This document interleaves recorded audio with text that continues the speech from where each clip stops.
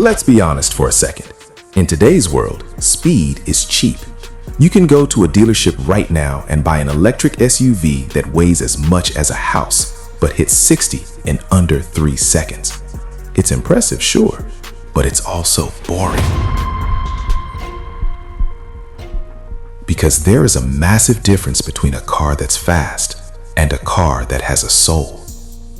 There is only one silhouette that has haunted the dreams of every real driver for over 60 years. It's the car that refused to change its engine layout when the experts said it was a mistake.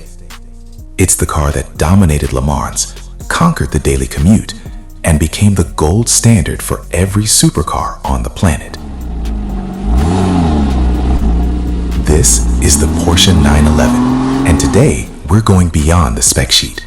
We're breaking down why this mechanical masterpiece is a middle finger to the entire automotive industry.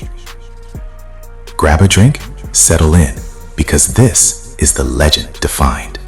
The physics of defying logic. Most car companies are like fashion brands. They chase every single trend. They want more screens, more gimmicks, and more AI, this and that. But Porsche? Porsche is surgical. They don't pivot, they refine. Think about the rear engine layout. On paper, it's a disaster. Putting all that weight behind the rear axle is like trying to throw a hammer handle first. In the early days, it gave the 911 a reputation for being, well, a bit of a widowmaker.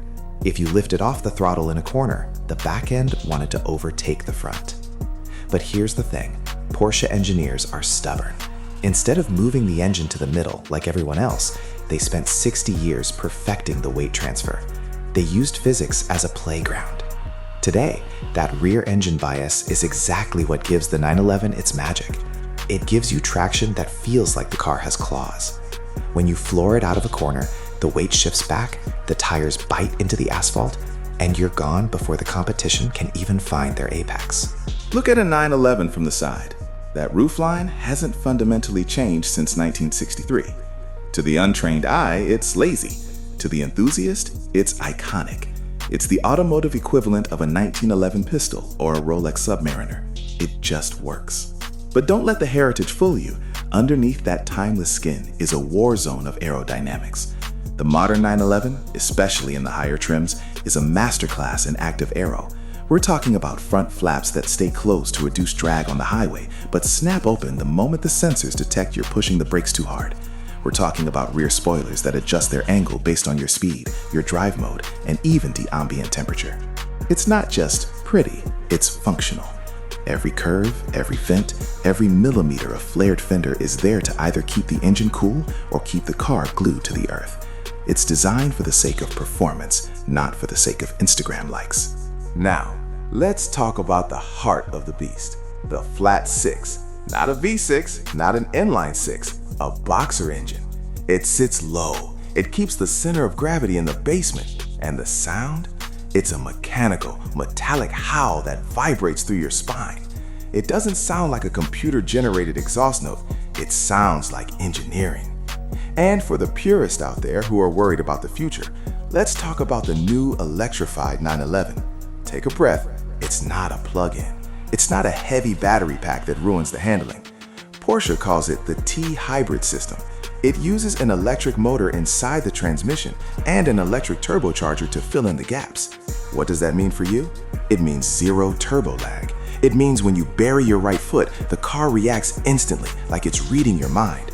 It's not about saving a few gallons of gas. It's about making a fast car feel even more violent. It's the ultimate fusion of old school grip and new world tech. There's a saying in the car world, you drive a Ferrari to be seen, but you drive a Porsche to drive. And nowhere is that more true than in the twisties. The steering in a 911 is legendary. It's telepathic. You don't just turn the wheel, you think about where you want to go, and the car follows. Most modern cars feel numb, like you're playing a video game. But in a 911, you feel everything. You feel the texture of the road, the limit of the grip, the exact moment the tires are about to give up. It's a car that makes a bad driver look good and a great driver feel like a god. Whether you're cruising down the PCH in California or attacking a track in Ohio, the 911 remains composed. It doesn't get nervous, it doesn't get twitchy, it just performs. Let's get real for a minute. We're in America. We like things that work, and we like things that hold their value. A supercar is great until the first service bill hits or the warranty expires and the value drops like a rock. The 911 is different.